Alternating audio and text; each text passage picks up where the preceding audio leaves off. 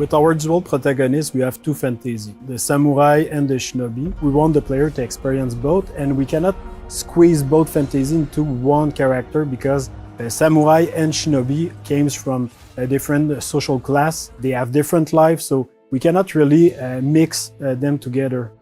The historical character of Yasuke presented a really exciting opportunity for the narrative team. We approached it in the same way that so much of the work is done in Assassin's Creed, which is really in terms of research and history first. Not a lot is known about him, but what we did know, or we do know, is that he arrived in Japan in 1579, right when our game starts.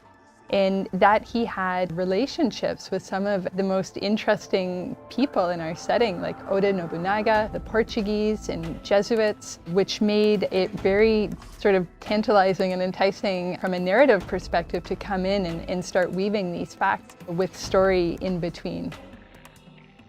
The more we read about the character, the more he was inspiring for us. He's a foreigner discovering Japan, and we thought it's the perfect fit because he's discovering Japan and you are discovering Japan also. And on the flip side, we have Naoe, who comes from the province of Iga, which is a remote mountainous area, fiercely independent, known as the birthplace of shinobi. So they're very contrasting perspectives that really expose a lot of different sides and facets of the era.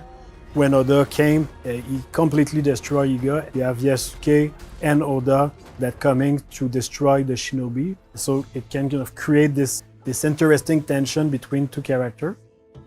We were able to connect her to the province of Iga and the legendary Igan shinobi historical figure, Fujibayashi Nagato, who's her father in the game. So we understand why she has the skills that she has and the values that she learns from her father in the people of Iga, which are valor, benevolence, and wisdom.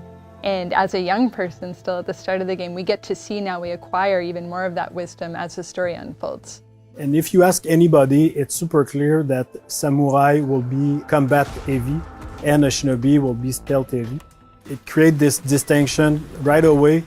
Yasuke can fight with all his advantage, his stature, like he's a big guy, he can break door, he can fight multiple enemies, he can break armor. Compared to Naoe, like her character and their outfit, it's really about being stealth, being unseen. She's the only one with the hidden blade, so they have clear advantage that put them into the stealth and the combat, even if they can do a bit of both.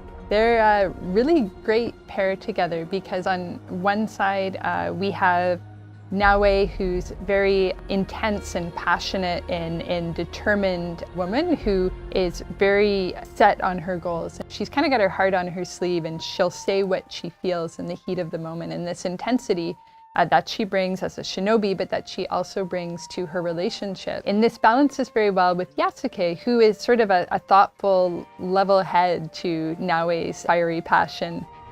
We really thought about somebody like Yasuke historically who was able to come to Japan and have the life that he did there, to enter service for Oda Nobunaga and achieve all of the things that he did. Like, what kind of person would go through all of this? So our Yasuke is very intelligent, thoughtful, and respectful of this culture that he encounters, and that makes him a very nice sort of counterpart to Naoe. He's a bit mysterious as well, and that's something we get to see unfold as the game progresses.